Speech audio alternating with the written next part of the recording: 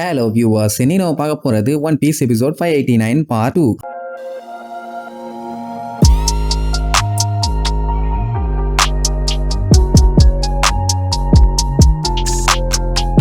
அந்த brown beard இந்த ஐலாண்டை பத்தி கதையா சொல்லிட்டு இருந்தால அந்த கதை இன்னும் முடியல. சோ வேகா பங்கோட லேப்ல சின்னதா நடந்த ஒரு பஞ்சாயத்துனால பெருசா பிளாஸ்ட் ஆகி 3ல 2 லெபார்டரி காலி. சரி, அப்படி மட்டும் நடந்திருந்தா பஞ்சாயத்து இல்ல. ஆனா வெடிச்ச பயங்கரமான ஹீட்ல டாக்ஸிக்கான சப்ஸ்டன்ஸ் வேற அதுல கலந்துருக்கா. அந்த ஐலாண்டே மொத்தமா எரிஞ்சு அதுல வாழ்ந்துட்டு இருந்த உயிரினங்கள் எல்லாமே மொத்தமா அழிஞ்சு போச்சுங்க. இத கேட்டுட்டு அத்தனை பேருமே வாய பேன்னு பொழந்துருவாங்க. சரி ஓகே, வெடிச்சிருச்சு அப்படின்னா என்ன பண்ணிருக்கணும்? முடிஞ்ச அளவுக்கு சரி பண்ண பார்க்கணும். முடியலையா அங்க இருக்க எல்லாத்தையுமே காப்பாத்தி கூப்பிட்டு போகணும். ஆனா இந்த கவர்மெண்ட் ஆளுங்க என்ன பண்ணிட்டானுங்க, ஜெயில் கைதிகளா கூப்பிட்டு வந்தாங்கல்ல, அவங்க எல்லாத்தையுமே இங்கேயே விட்டுட்டு மத்தவங்க எல்லாருமே இந்த ஐலாண்டை கை விட்டுட்டு இங்க இருந்து கிளம்பிட்டானுங்க. அவனுங்க எல்லாம் கதறி பார்த்தானுங்க, கெஞ்சி பார்த்தானுங்க, ஒண்ணு வேலைக்கு ஆகல. சோ வேற வழி இல்லாம அந்த பிரிசனர்ஸ் எல்லாருமே 3rd லெபார்டரியில போய் செட்டில் ஆயிட்டானுங்க. ஆனா அங்கதானே இன்னொரு பஞ்சாயத்து. வெடிச்சதுல ஏகப்பட்ட கெமிக்கல்ஸ் வெளியில லீக் ஆயிருக்குது. அதுவும் சாதாரண கேஸ் இல்ல, பாய்சன் கேஸ். லேபுக்குள்ள மட்டும்தான் இருக்கான்னா அதுவும் இல்ல, மொத்த ஐலாண்டுக்குமே பரவி இருக்குது. யாரெல்லாம் இங்க மாட்டிட்டு இருக்காங்களோ அவங்களோட அப்பர் பாடி நல்லா வேலை செய்யுது, ஆனா லோவர் பாடி அப்படியே பேரலைஸ் ஆயிருச்சு. எல்லாம் அவங்க சுவாசிச்ச கேஸ் ஆல. அவங்க எல்லாம் முடிவே பண்ணிட்டாங்க,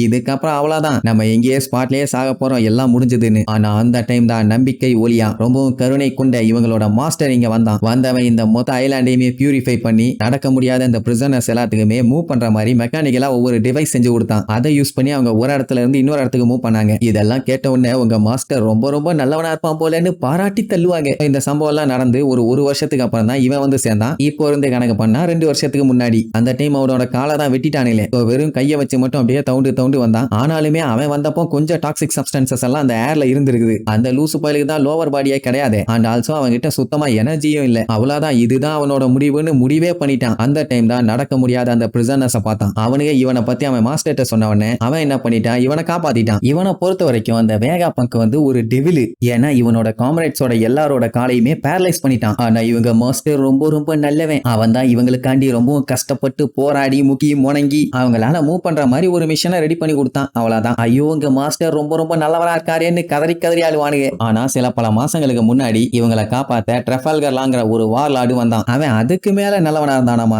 ஏன்னா அவன் என்ன பண்ணானா, இவங்க எல்லாருமே நடக்கணுங்கிறதுக்காக மிருகங்கள் கால் மாதிரியே இவங்களுக்கும் காலை ரெடி பண்ணி கொடுத்தான். அப்படித்தான் இவனுங்க எல்லாம் சென்டோர்ஸா சுத்திட்டு இருந்தானுங்க. அதுலயும் பிரவுன் பியர்ட் எல்லாம் இதுக்கப்புறம் நடக்கவே மாட்டான்னு நினைச்சிட்டு இருந்தான். ஆனா அதுக்கப்புறம் வீர நட போட்டு அலப்பிக்கிட்டு தெரிஞ்சான். இந்த கதையெல்லாம் கேட்கும் போது நம்மளுக்கு ரொம்ப ரொம்ப டச்சிங்கா இருக்குதாமா. லூஃபிக்கு தெரியும் அவன் ரொம்ப ரொம்ப நல்லவன். ஏன்னா நம்மளோட உயிரையும் அவன் தானே காப்பாத்தினா. பட் அந்த சயின்டிஸ்ட் வேகா பங்க் இந்த அளவுக்கு மோசமானவனா இருப்பான்னு சொல்லி அவங்க எதிர்பார்க்கவே இல்லை. சோ அதனால தான் இந்த ஐலாண்ட்ல பாதி ஆட்டுக்காலு மாட்டுக்காலுன்னு ஒவ்வொருத்தரும் வித்தியாசமா இருக்காங்க. அதுலயும் அந்த பொண்ணு பறவை மாதிரி சுத்திட்டு இருக்கா. அப்படின்னா அந்த டிராகன் எப்படி வந்துச்சுன்னு கேட்டா அது ஆர்டிபிஷியலா உருவாக்குனது. வேகா பங்க் தான் அதையும் கிரியேட் பண்ணா. எதுக்காகனா இந்த ஐலாண்ட பத்திரமா பாத்துக்கிறதுக்காக. தேவையில்லாம பைரட்ஸுங்க எல்லாம் இடையில வந்து இவங்களோட ரிசர்ச்சை டிஸ்டர்ப் பண்ண கூடாது இல்ல, அந்த ஒரு சேஃப்டிக்காண்டி ரெடி பண்ணதான் அந்த டிராகன். அதுலயும் செலஸ்டியல் டிராகன்ஸ் எல்லாம் இதை பார்த்து ரொம்ப அட்மையர் ஆகி அதுக்கு பேரெல்லாம் வச்சாங்களாமா. எப்படியே இவன் கதையா சொல்ல ஆரம்பிச்ச உடனே லூஃபிக்கு போர் அடிச்சு அவன் தூங்க ஆரம்பிச்சிருவான். இந்த ஐலாண்டோட ரூல்ஸே என்னன்னா இங்க யாருமே வரக்கூடாது. பங்க் ஹசார்ட் வந்து இவங்க மாஸ்டரோட ப்ராப்பர்ட்டி. அப்படி யாராச்சும் உள்ள வந்தாங்கன்னா அவங்களுக்கு மாறானம். இப்ப கூட இவங்க மாஸ்டர் மனித குலத்தோட எதிர்காலத்துக்காக தான் பயங்கரமா ரிசர்ச் பண்ணிட்டு இருக்கானாமா. அவனுக்கு இப்ப அவனோட மருந்து எல்லாத்தையுமே டெஸ்ட் பண்றதுக்காக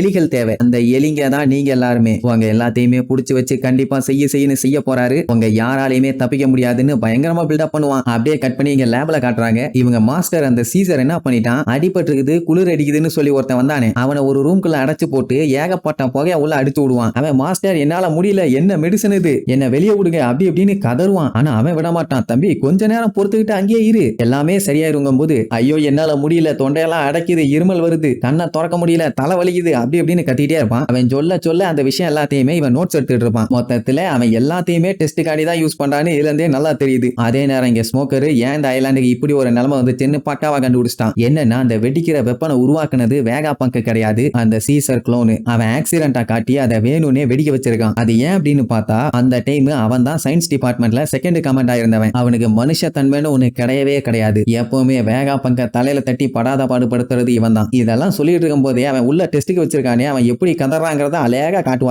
ஹெல்ப்னு கதறுவான். இங்க இவன் இழுச்சுக்கிட்டே நோட் எடுப்பான். இதுல டவுட் வேற ஏதாச்சும் நீ ஃபீல் பண்றான்னு கேட்பான். இந்த ரூம்ல ஏதாச்சும் பாம்பு இருக்கான்னு கேட்பானா, அட போடான்னு சொல்லிட்டு ஒரு அமுக்குவான். அப்படியே அந்த ரூமே பட்டால்னு வெடிச்சு உள்ளுக்குள்ள இருந்து புகையா கிளம்பும். இங்க ஸ்மோக்கர் இன்னும் சொல்லி முடியல. அந்த பிளாஸ்ட் ஆனதுக்கு அப்புறம் அந்த பழி வேகாபங்க் மேல விழுந்துச்சு. ஏன்னா அந்த டைம் அவன் தான் இந்த லேப் எல்லாத்துக்குமே இன்சார்ஜா இருந்தான். ஆக்சுவலா இந்த மாதிரி மாஸ் கில் பண்ற பாய்சன் கேஸ் எல்லாம் உருவாக்குறது சட்டப்படி குற்றம். அது என்ன ஏதுன்னு கம்ப்ளீட்டா துப்பு தொலைக்கி பார்த்ததுல இந்த வேலையை பண்ண சீசர் தான் தெரிஞ்சு போச்சு. உடனே அவனை அரெஸ்ட் பண்ணாங்க. ஆனா அவங்கிட்ட இருக்க எபிலிட்டியை யூஸ் பண்ணி பிரிசன்ஷிப்ல இருந்து அலேக்கா எஸ்கேப் ஆயிட்டான். அதுக்கப்புறம் அவனை எங்கேயுமே யாருமே பார்த்ததா ரிப்போர்ட் பண்ணவே இல்லை. அப்படி அந்த சீசர் தான் இந்த ஐலாண்ட்ல ரிசர்ச் பண்ணிட்டு இருக்கானா அவனை எப்படியாச்சும் நம்ம ஸ்டாப் பண்ணியே ஆகணும். இல்லைன்னா மறுபடியும் அவன் ஏதாச்சும் பயங்கரமான விஷயத்த பண்ணாலும் பண்ணிடுவாங்கிற மாதிரி சொல்லுவான். அதே நேரம் இங்க சீசர் என்னென்னமோ ட்ரை பண்ணி பார்த்துட்டு எல்லாம் ஊத்திக்கிச்சு இல்ல. அந்த மோனட் பார்த்துட்டு என்னாச்சு இதுவும் ஃபெயிலியர் ஆனியாப்பா. அவன் என்னடா ஃபெயிலியரா கொஞ்சம் பார்த்து பேசுமா. என் எக்ஸ்பெரிமெண்ட் என்னைக்குமே ஃபெயில் ஆகாது. ஏன் 4 வருஷத்துக்கு முன்னாடி நான் பண்ணதுமே ஃபெயிலியர் ஆகல. எல்லாமே பக்கா தான். சோ லூசு மாதிரி பேசக்கூடாதும்பா. அப்பதான் அவனை முழுசா காட்டுவாங்க. இந்த மூதேவி இதுக்கு முன்னாடி கவர்மெண்ட்ல சயின்டிஸ்டா இருந்தவன். ஆனா இப்போ